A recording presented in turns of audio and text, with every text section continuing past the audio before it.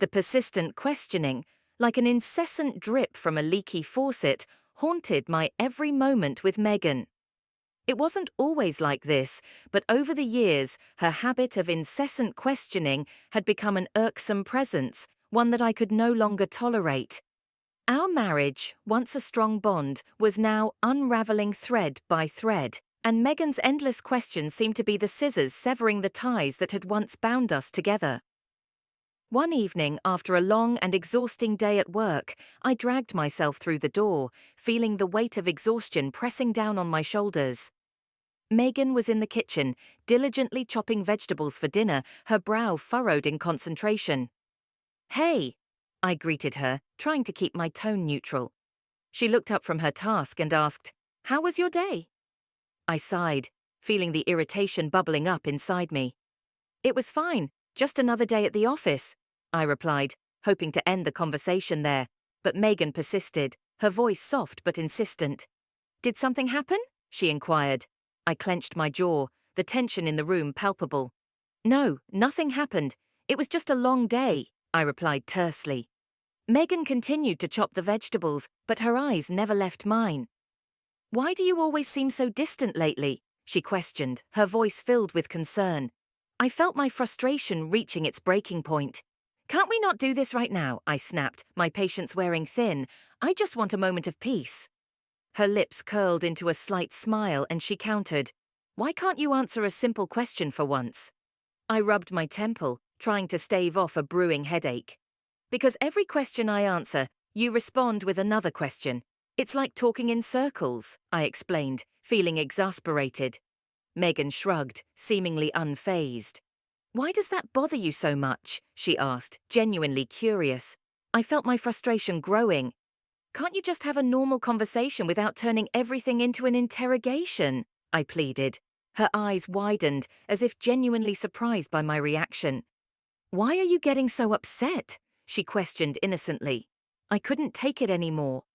With a deep breath, I said, "I can't do this, Megan.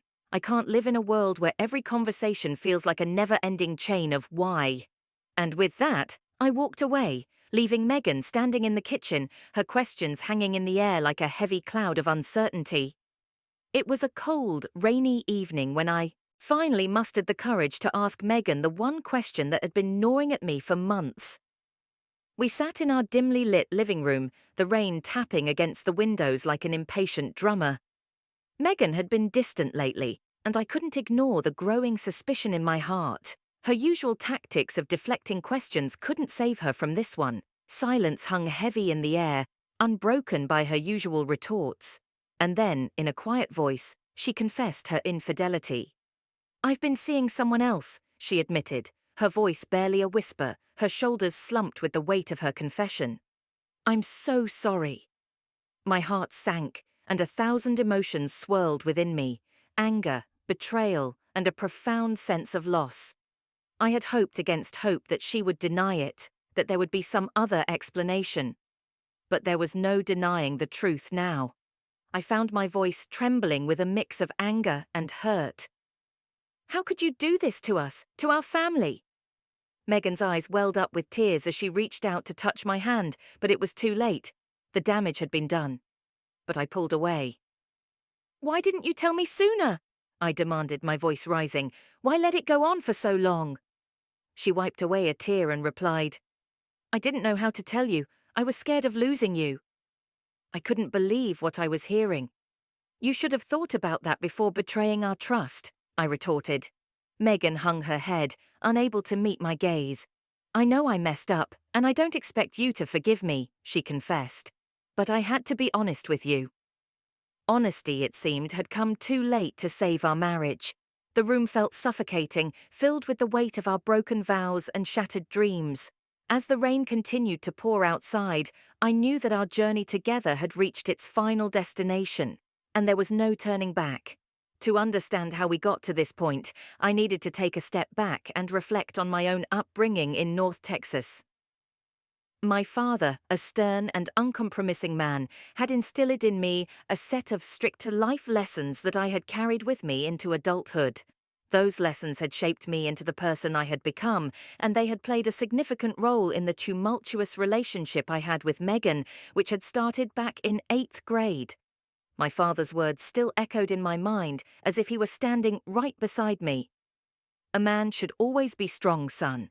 Never let anyone take advantage of you, and always stand up for what's right. As I thought about my childhood, it became clear to me that my father's lessons had formed the foundation of my character, both the strengths and the flaws. I had grown up with a sense of duty and responsibility, always striving to do what was expected of me. In 8th grade, I first crossed paths with Megan. She was the new girl in school with fiery red hair and a mischievous glint in her emerald green eyes. From the moment I laid eyes on her, I was captivated. Our friendship quickly blossomed into something more, and by high school, we were inseparable. One evening, as Megan and I were sitting on her porch watching the sunset, she turned to me and asked, "Do you think we'll be together forever?" I smiled, thinking that we were invincible. "Why wouldn't we be?" Megan leaned in, her lips brushing against mine, and whispered, "Because forever is a long time." Little did I know how prophetic her words would become as we embarked on a journey filled with ups and downs, love and heartbreak, and questions that would haunt us for years to come. As I delved deeper into the past, I couldn't help but wonder if our love had always been destined to unravel, or if there had been a point where we could have chosen a different path. The echoes of my father's lessons and the memories of my youth mingled in my mind, painting a complex picture of the man I had become. The woman I chose to love, Megan, and I had once shared a marriage filled with fulfillment and happiness. Together we built a life, raised our children, and faced life's challenges side by side. However, everything changed when our son Paul needed a kidney transplant. Amidst the medical challenges, Megan dropped a bombshell. Paul was not my biological son. This revelation shook our family to its core, leaving me feeling deeply betrayed. The trust we had carefully built over the years was crumbling, and I knew there was more to the story. One evening, after Paul's admission to the hospital for a series of tests, I couldn't bear the uncertainty any longer. In the dimly lit waiting room, I confronted Megan. She had been avoiding my gaze, her shoulders slumping with the weight of what was to come. "Why didn't you tell me about Paul?" I demanded, my voice quivering with a mix of anger and hurt. Megan sighed, her eyes brimming with tears. "I didn't know how to, and I was afraid of losing you," she confessed. My heart ached as I looked at the woman I had loved for so long. "You should have trusted me enough to tell me the truth," I replied, struggling to contain my emotions. But apologies couldn't undo the damage that had been done. The air in the waiting room grew heavy with unspoken words, with questions hanging between us like a dark cloud.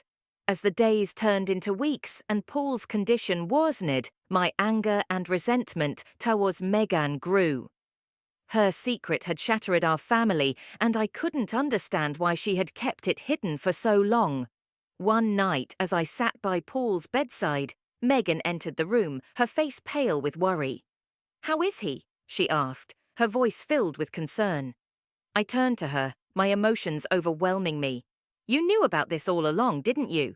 You knew Paul wasn't mine," I accused, my heart breaking at the truth. Megan nodded, tears streaming down her cheeks.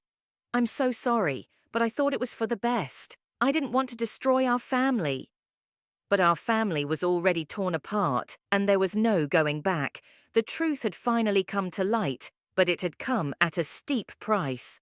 As I watched over Paul, my heart heavy with the weight of the past, I knew that our journey had taken a devastating turn from which we might never recover. The unraveling truth revealed even more betrayal. Megan had not only cheated on me but had affairs with my own brother Carlton. All of our children were biologically his, not mine. My world was shattered, and my relationships with my family, who had known about the affair, were irreparably damaged.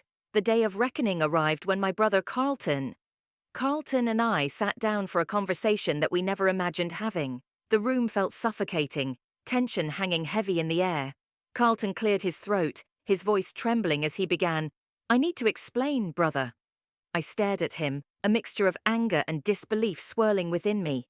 "Explain what, Carlton?" He took a deep breath, his face pale with guilt. "I had an affair with Megan, your wife." His words hit me like a sledgehammer, and I struggled to comprehend the enormity of what he had just confessed. You what? How could you betray me like that? Carlton's eyes were filled with remorse as he replied, I can't excuse my actions. It was a terrible mistake, and I'm deeply sorry. The room seemed to close in around us, and I couldn't bear to look at my brother any longer. I felt a deep sense of betrayal, not only by Megan but also by the person I had considered my closest confidant. As the days turned into weeks, more shocking revelations came to light.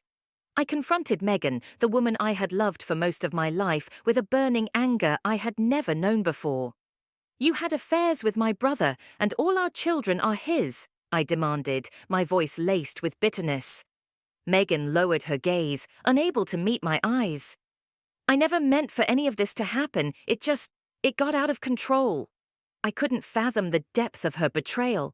How could you destroy our family like this? Tears streamed down her face as she replied, I was weak. I made terrible choices. I wish I could take it all back. But there was no taking it back, no erasing the pain and devastation that had been wrought upon our lives. The shockwaves of the revelations reverberated through our family, causing irreparable damage to the bonds that had once held us together. I filed for divorce, determined to sever ties with Megan and the painful memories of our past. I lost friends and family support in the process, but I gained custody of Jessica, my biological daughter. I refused alimony and child support, cutting all financial ties with Megan and Carlton. As the divorce proceedings unfolded, I found myself sitting across from Megan in a sterile lawyer's office, the weight of our failed marriage bearing down on us. I can't do this anymore, Megan, I said, my voice strained with exhaustion. I want a divorce. Megan's eyes were filled with regret as she replied, I understand, but I don't want to lose you completely. Can't we find a way to make this work? I shook my head, the wounds still fresh. There's no going back from this, Megan. The trust is gone. The legal battles were grueling, and our family and friends were torn apart by the fallout. Many chose sides, and the scars of our shattered family would remain with us for a lifetime. I watched as relationships that were once so important crumbled under the weight of our shattered marriage. One evening, my sister Emily confronted me, her anger palpable. Why are you doing this, John? You're tearing our family apart, she exclaimed. I looked at her, the pain in my eyes reflecting the pain in her heart. Emily, you don't understand the depth of the betrayal. I can't just forgive and forget, I replied solemnly. The divorce was finalized, and I walked away with custody of Jessica, determined to give her the love and stability she deserved. I refused alimony and child support, determined to sever all financial ties with Megan and Carlton, despite their protests. As I navigated the aftermath of the divorce, I couldn't help but feel a profound sense of loss and loneliness. But I also knew that it was the right decision, a painful step towards healing and rebuilding my life. Jessica became my anchor, the one constant in the midst of the chaos, and I was determined to give her a brighter future free from the shadows of our past. 10 years had passed since the divorce, and life had taken unexpected turns. I found love and happiness again, this time with Abby, who happened to be Carlton's ex-wife. It was a twist of fate that neither of us had anticipated, but our love was genuine and it brought us a sense of peace that had long eluded us. Abby and I sat on the porch of our cozy home, sipping coffee and watching the sunrise. It was a quiet morning, the world still half asleep, and for the first time in a long time, I felt content. Abby turned to me, her eyes filled with warmth and love. I'm so grateful to have you in my life, John, she said softly. I smiled, reaching for her hand. I feel the same way, Abby. We've both been through so much, and somehow we found each other. Our love had healed old wounds and given us a chance at a new beginning. We had created a blended family with Jessica, Abby's children, and her own child, forging bonds that were built on trust and love. But there was still one piece of unfinished business that lingered from the past. I had decided to take legal action against Carlton for the unpaid child support he owed Jessica. It was a step I had hesitated to take for years, but I couldn't ignore the financial burden any longer. One day, I received a call from my lawyer informing me that the legal proceedings against Carlton were moving forward. The tension in my chest returned, a reminder of the unresolved issues that still hung over my life. As I prepared for the court hearing, my sister Emily approached me, her expression conflicted. "John, do you really have to go through with this? Can't you just let it go?" she pleaded. I sighed, feeling the weight of responsibility heavy on my shoulders. "Emily, it's not about revenge. It's about doing what's right and providing for Jessica's future."